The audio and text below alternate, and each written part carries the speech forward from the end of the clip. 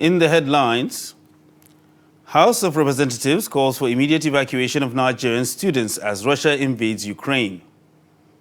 Suspected killers of Captain Allah arraigned before Kaduna High Court. Court reduces Farouq Lawan's sentence to 5 years.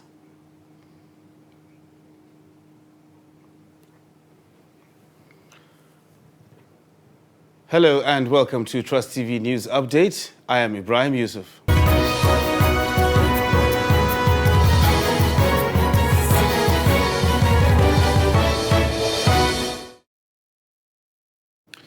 Nigeria's House of Representatives on Thursday called for the immediate evacuation of Nigerians in Ukraine, following reports of military action by Moscow. This followed a motion on matters of public importance on the urgent need to evaluate the level of threat to Nigerians studying and living in Ukraine. The lawmakers are worried that if strategic plans are not put in place to urgently secure and provide safe passage for Nigerian citizens, they may be trapped or even worse, harmed. Some lawmakers are, however, worried that this evacuation may be a little too late, as the government had enough time to evacuate citizens. The House immediately directed the leader, Alhassan Ado Dogwa, and its Committee on Foreign Affairs to liaise with the Ministry of Foreign Affairs and other relevant agencies to immediately kickstart moves to evacuate Nigerians in Ukraine on Friday.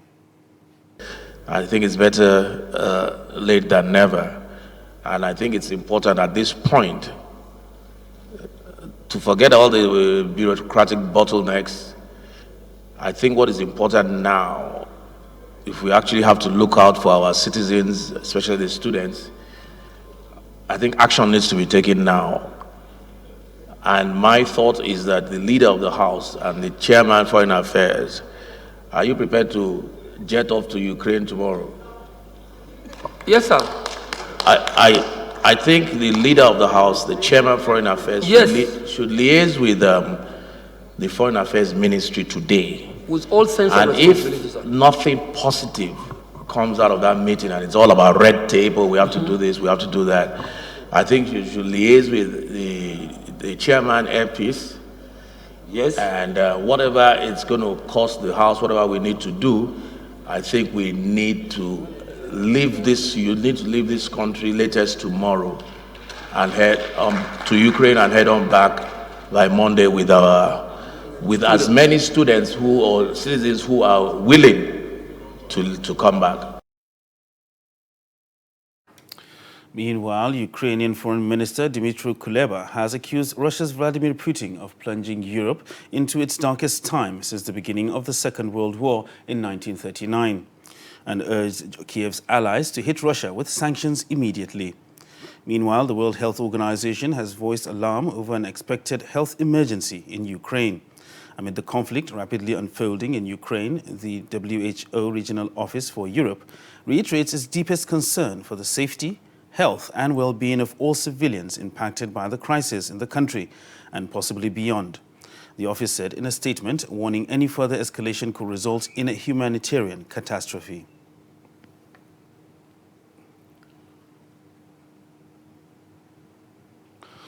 While former Nigerian ambassador to Russia, Ambassador Jibril Chinade, in a previous interview with Trust TV, has called for de-escalation between Russia and Ukraine.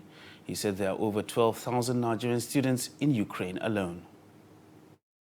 Before I left, I was Nigerian ambassador to 15 countries, including Ukraine, because the Soviet Union broke up in 1991, and the split pieces became sovereign and independent since 1991, to which Ukraine was part of the then Soviet Union.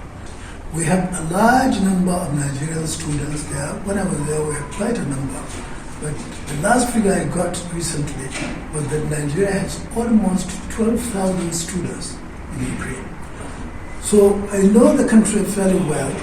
It's a beautiful place, Kyiv, the capital, and we have many Nigerian students studying science, technology at the Ukrainian Institute of Science and Technology. We have a lot of Nigerians there. And the federal government of Nigeria has announced plans to evacuate its citizens from Ukraine following an invasion by Russia on Thursday morning. The Minister of Foreign Affairs, Godfrey Onyema, in an interview with NTA, said a Nigerian embassy in Kiev has been contacted to arrange those wishing to return home from other areas, including Donetsk and Luhansk. The federal government said it's planning for special flight operations to evacuate Nigerian citizens from Ukraine in view of the escalating tension between that country and Russia. The minister assured Nigerians that the ministry is following the events since its beginning and promised to do everything for the safety of Nigerians in Ukraine, particularly students. The Russians have started attacking military installations in Ukraine amidst worries and accusation by the Western world of imminent invasion, which President Vladimir Putin has repeatedly denied. And at least 159 stranded Nigerians in Libya have been repatriated to Nigeria. They were received on Wednesday by officials of the federal government led by the National Emergency Management Agency, NEMA. According to NEMA, some returnees arrived with serious medical conditions as they were ferried out of the airports by medical personnel on ground. NEMA said that the returnees comprise of 80 female adults, 4 female children and 1 female infant, while the male returnees included 67 adults, 6 children and 1 infant. Defense Headquarters says 466 terrorists have surrendered, while scores killed in different operations within 2 weeks in the northeast.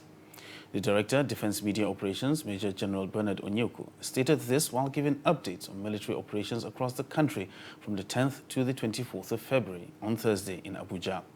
Onyeko said the sustained land and air raids by the troops led to the surrendering of 466 Boko Haram and Islamic State for West Africa Province ISWAP terrorists comprising of 120 adult males, 137 adult females and 209 children. In Operation Safe Haven, the defense spokesman said the troops have sustained both kinetic and non-kinetic operations across Plateau and parts of Kaduna State, noting that the non-kinetic effort led to the convening of a peace summit between Irigwe youths and Fulani youth on February 17th as a prelude to the implementation of a peace plan to ensure lasting peace in the area, among other successes. 3 suspects arrested in connection with the killing of Captain Abdulkarim Allah, son of Senator Bala Ibn Allah, have been arraigned before Kaduna State High Court on Thursday.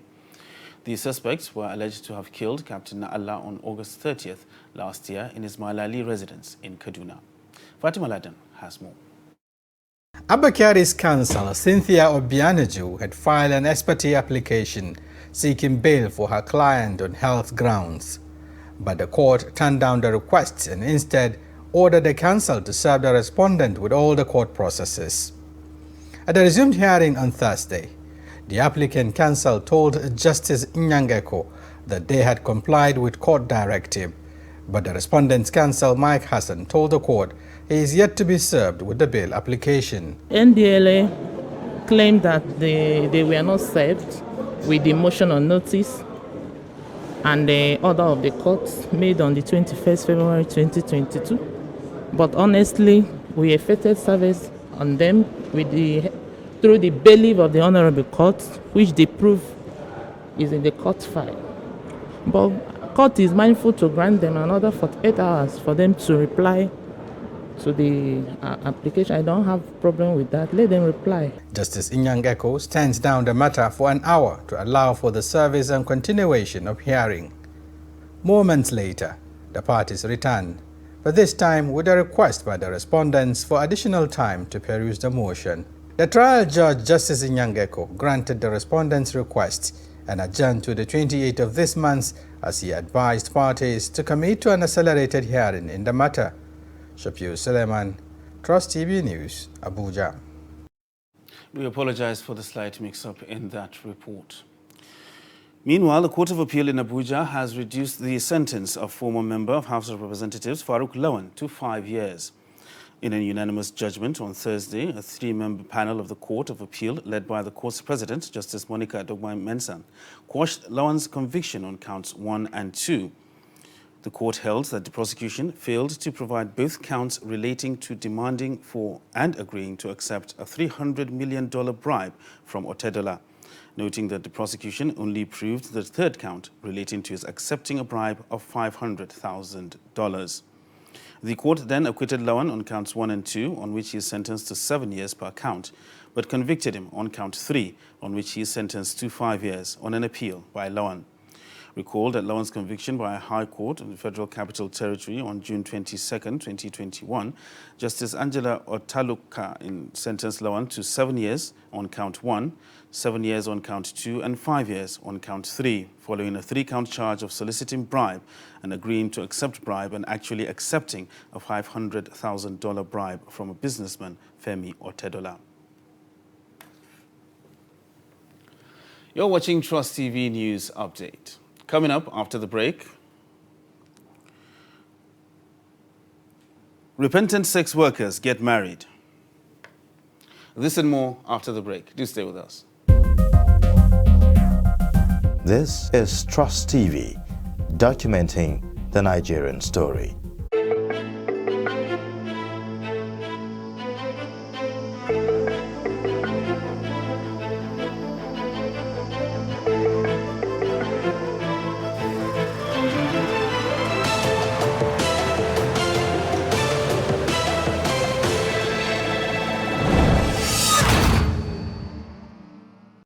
Coronavirus disease, COVID-19, is an infectious disease caused by SARS-CoV-2 virus. Most people who fall sick with COVID-19 will experience mild to moderate symptoms and recover without special treatment. However, some will become seriously ill and require medical attention. The virus can spread from an infected person's mouth or nose in small liquid particles when they cough, sneeze, speak, sing, or breathe. These particles range from larger respiratory droplets to smaller aerosols. You can be infected by breathing in the virus if you're near someone who has COVID-19, or by touching a contaminated surface and then touching your eyes, nose, or mouth. The virus spreads more easily indoors and in crowded settings. Maintain a safe distance from others, at least 2 meters, even if they don't appear to be sick. Wear a mask in public, especially indoors or when physical distancing is not possible. Clean your hands often. Use soap and water or an alcohol-based hand sanitizer. Cover your nose and mouth with your bent elbow or a tissue when you cough or sneeze. Stay home if you feel unwell. Get vaccinated. Properly fitted masks can help prevent the spread of the virus from the person wearing the mask to others.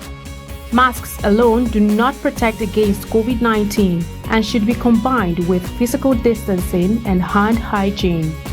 Protect yourself and others around you by knowing the facts and taking appropriate precautions. Follow advice provided by your local health authority. This message is brought to you by Trust TV.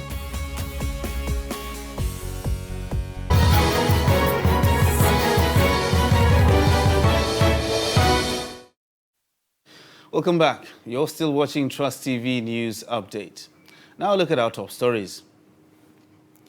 Nigeria's House of Representatives on Thursday called for the immediate evacuation of Nigerians in Ukraine following reports of military action by Moscow. And moving on to other news now, the Nigeria Center for Disease Control, NCDC, says 42 new cases were reported of COVID-19 across 4 states and the Federal Capital Territory. The NCDC stated this in an update for Wednesday, February 23rd. According to the NCDC, 15 people were discharged after they recovered from the infection, while no person died from COVID complications. With the newly confirmed cases, a total of 254,394 infections have been recorded, with 230,861 recoveries and 3,142 fatalities. Meanwhile, the World Health Organization says a hub has been established in South Korea to train low- and middle-income countries to produce their own COVID-19 vaccines. The countries selected by WHO include Nigeria, Egypt, Kenya, Senegal, South Africa, and Tunisia to receive technology that is needed to produce the vaccines. And 575 commercial sex workers in Bauchi State have been rehabilitated to begin a new life. The State Sharia Commission has commenced training for the repentant sex workers on various skill acquisitions, while 2 of the repentant sex workers were married off. Ibrahim Adamu Imam, has details.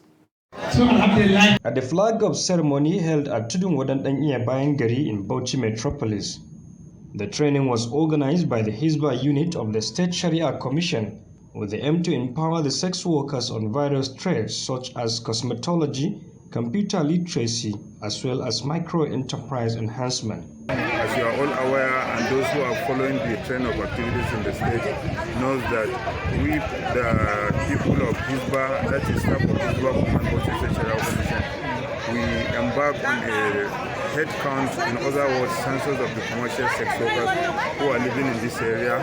Alhamdulillah, we census not less than 575 commercial sex workers from various states. In fact, some are from Chad, some are from Cameroon.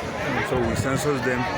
Barrister Isa maintained that the training will last for 3 months, therefore providing them with the working tools and seed capital to establish their businesses. Out of these 575 commercial sex workers, they choose not less than 8 different businesses which they want to train on.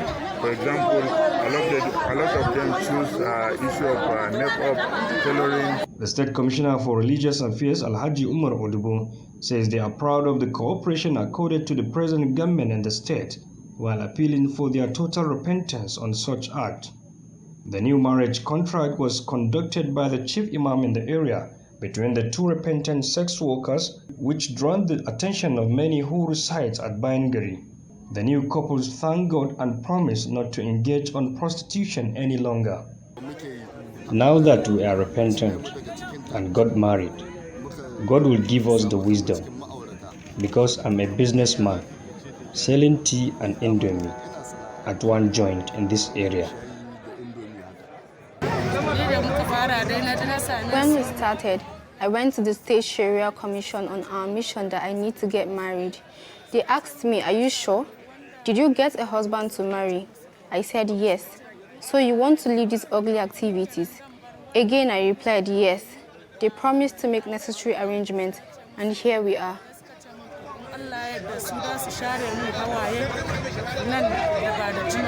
The Sharia Commission assures they will give them equal and fair treatment to make them more productive in the society. Adam Imam, Trust TV News, Bauchi.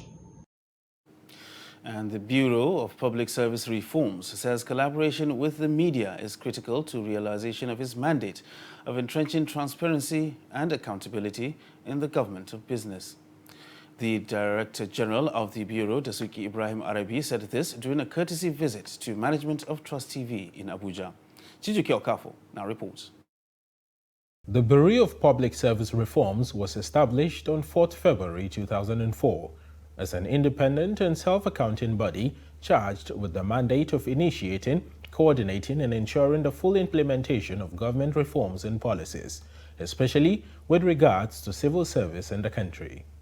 A team, led by the Director General, BPSR, has held a meeting with top management staff of Trust TV. The objective is simple: to intimate Trust TV on the activities of the Bureau, which include transforming the civil service and issues surrounding the monetization policy.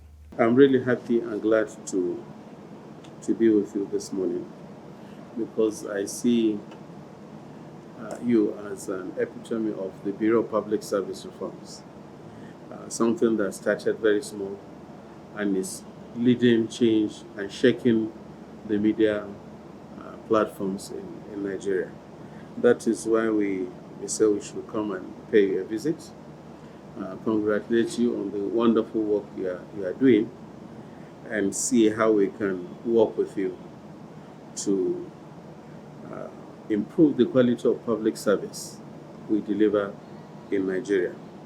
In response, Trust Television's General Manager Ibrahim Shehu Adamu expressed gratitude for the visit while assuring corporate collaborations between both organizations. He stressed that Trust TV is focusing on documentaries because of the need to tell African stories by Africans, with focus on human angle stories and investigations. He described the BPSR as a strategic partner, especially on issues that have to do with transparency and accountability. So apart from documentary, we want to concentrate on human angle stories and investigative journalism. And like you've mentioned, you are heading an agency that is quite critical to service delivery and efficiency of governance. Our job as the fourth estate of the realm is to ensure that we hold government to account and also make sure that things that government is set out to do are done in line with its policies. So while you were mentioning some of the things, it's kind of fitting exactly at media as a watchdog what we should be doing. So I felt this is kind of like a very key agency that we need to collaborate with to understand those issues. At last, with the new reforms BPSR is bringing to the table, Nigerians look forward to a better service in the public sector, where the interests of all civil servants are protected and public institutions are held accountable and are very transparent. We have seen an excellent outfit that is being managed very well. We'll try to see how we can get government outfits similar to this to work together, they exchange ideas and learn from each other. The document we're driving, the National Strategy on Public Service Reforms, has a space where we say private sector should work with us and we work with private sector so that we learn, because I believe we have things to learn from each other. Chijioke Okafo, Trust TV News, Abuja.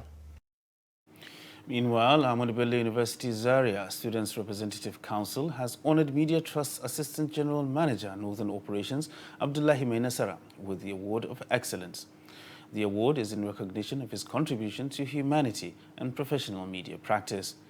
According to the President of the Council, Malam Nasara's excellent contribution to the media industry is outstanding and it cannot be left without recognition. Towards the upliftment and progress of northern Nigeria and Nigeria at large, because as student union body of the Ahmadu Bello University Zaria, we try to encourage personalities like him to do more to the society, to do more to Nigeria. We need people like them. We need people that are committed and dedicated to the upliftment of this country. So we find him worthy of recognition. That is why we are presenting this award of honor, to serve as an encouragement for him to do more, and the likes of him to see what we are doing, to serve as a source of motivation for them to also do more. I'm very happy, and I believe the award, me giving the award doesn't make me a better person than others. I feel that it's an opportunity, a recognition of the little that I have been doing to humanity, and I personally look at it as a challenge for me to do more to my company, to the society that I live in, and then to the greater humanity. One, I will thank them. Yeah. Then two, I will tell them to remain committed to their studies, because if you want to contribute to the society and to the larger society, then you need to really get educated. Because if you are not educated, as much as you may want to contribute to maybe the betterment of your society that you live in and the country, you can't do anything. If you are educated, then you have the first step of being in a position to maybe do more when you find yourself in such positions. Thank you very much. So I would really say that much to them. Oil price on Thursday rose to $102 per barrel for the first time since September 2014, with escalating tensions between Russia and Ukraine. The global oil benchmark, Brent crude, rose over 5% to trade at $102.27 per barrel. Reports say West Texas Intermediate witnessed a corresponding increase of over 5% at $97.06 per barrel, a development coming after Russian President Vladimir Putin ordered a special military operation in Ukraine's Donbas region. And moving on to sports now, European football governing body UEFA has decided to move this year's Champions League final, originally billed to hold in St. Petersburg, away from the country after Russia attacked Ukraine. UEFA, in a statement, stated that the governing body's executive committee will hold an extraordinary meeting on Friday to discuss the geopolitical crisis along with fixtures out of Russia. Meanwhile, following the evolution of the situation between Russia and Ukraine in the last 24 hours, UEFA President has decided to call for an extraordinary meeting of the executive committee to evaluate the situation and take all necessary decisions. In another development, Chelsea owner Roman Abramovich has been barred from living in Britain ever again following his suspected ties with the Russian government led by Vladimir Putin. Reports say immigration officials are under instructions to make it impossible for Abramovich to base himself in the UK. He owns a £125 million mansion near Kensington Palace. And with that, we wrap up Trust TV News Update for this hour. Don't forget, you can subscribe and follow us across all our social media platforms. I am Ibrahim Yusuf. Thanks for watching.